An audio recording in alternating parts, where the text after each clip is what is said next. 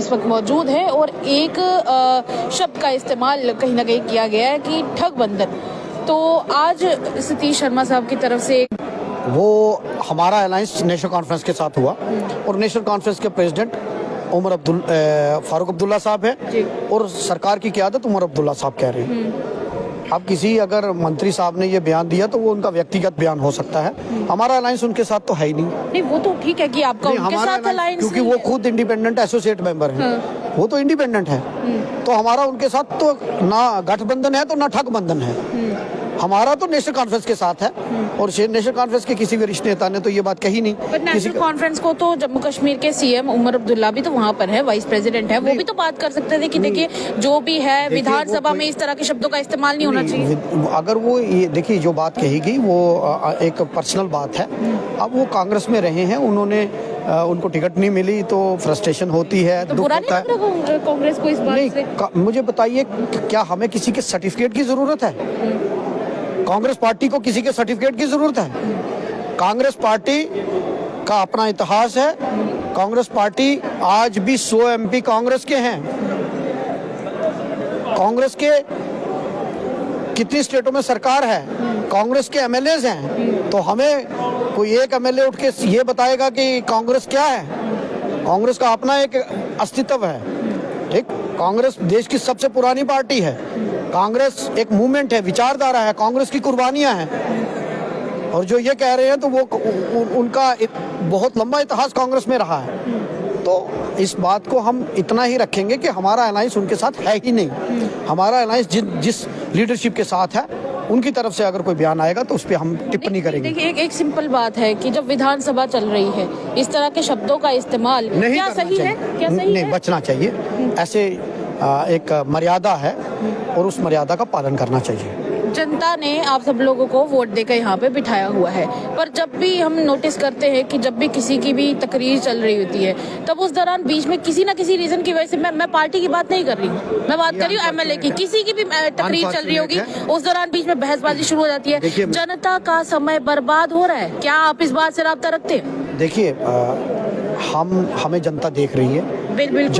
जनता ने हमें चुनकर भेजा है उनके मुद्दों उठाने के लिए, जनता के तकलीफों को दूर करने के लिए। और हम अगर मर्यादाओं का पालन नहीं करेंगे, हम अनपार्लियामेंट्री शब्दों का इस्तेमाल करेंगे, हम अननेसेसरी हाउस की इंटरवेंशन करेंगे तो ये गलत बात है।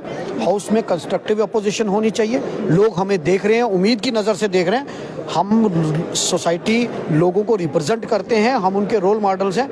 हमें वहाँ एक मैच्योरिटी के साथ बिहेव करना चाहिए और कोई भी ऐसा बयान नहीं देना चाहिए जो एक इंस्टीट्यूशन को डिग्रेड करे। इंस्टीट्यूशन से रही बात, मैं फिर से उसी पे आऊंगी। आप लोगों का जो पहले का गठबंधन है, कहीं ना कहीं बार बार ये कहा जाता है कि नेशनल कॉन्फ्रेंस की तरफ से कांग्रेस को कहीं ना कहीं इग्नोर किया जाता है। तो ये सच है? मतलब जनता प्री पोल अलायंस में थे, उसके बाद हम सरकार का हिस्सा हैं। सरकार ही तो हमारे दम पे चल रही है।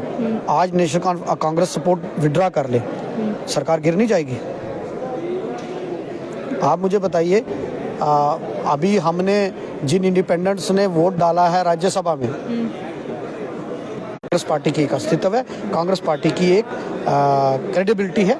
उसके साथ कोई खिलवाड़ नहीं कर सकता, उसके साथ उसको कोई इग्नोर नहीं कर सकता। अच्छा, एक आखिरी सवाल, राजौरी के लोगों के लिए क्या मांग रखने वाले हैं आप, और क्या मतलब आपकी तरफ से डिमांड रहेगी? क्या मांगा जा चुका है, मतलब क्या? मैंने हाउस में कल जो भाषण दिया उसमें मैंने लोगों के मुद्दे उठाए। मैंने वहाँ में टूरिज्म को बढ़ाने के लिए बात की। वुमेन डिग्री कॉलेज होना चाहिए रजौरी में।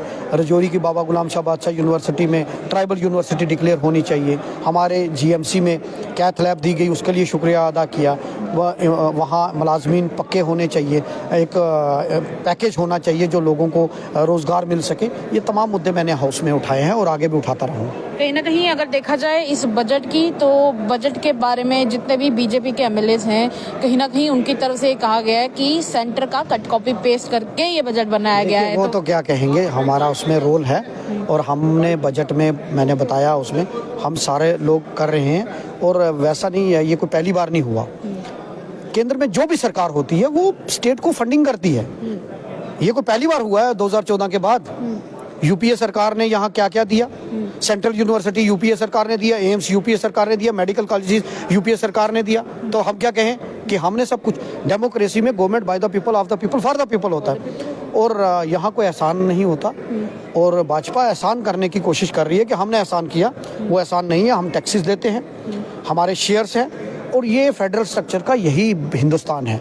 इनको कमी, नॉलेज की कमी होने की वजह से वो इस तरह का बयान देते हैं। तो चलिए एक उम्मीद ये भी की जाती है कि चलिए आज जो वो शब्द का इस्तेमाल किया गया उसके चलते हो सकता है कि नेशनल कॉन्फ्रेंस की तरफ से आपको सपोर्ट दिया जाए या फिर कुछ और किया जाए, क्योंकि देखिए गठबंधन में तो आप हैं, वरना बात वही आ जाएगी कि नेशनल कॉन्फ्रेंस की तरफ से कांग्रेस की कदर नहीं की जाती है। नहीं, देखिए वो किसी व्यक्ति का बयान है, उसको इतना सीरियसली लेने की जरूरत नहीं है। चलिए बहुत बहुत शुक्रिया बातचीत करने के लिए। मेरे साथ ये थे इफ्तिकार साहब और एमएलए हैं, और इन्होंने कहा है कि राजौरी के कई सारे मुद्दे उन्होंने उठाए हैं। और वहीं दूसरी तरफ रही बात यहाँ पर चलने वाली सियासत की और सियासी पारे की, अभी भी सियासी पारा बढ़ा हुआ है, पर जनता को इससे क्या फायदा होगा ये तो फिलहाल आने वाला वक्त बताएगा।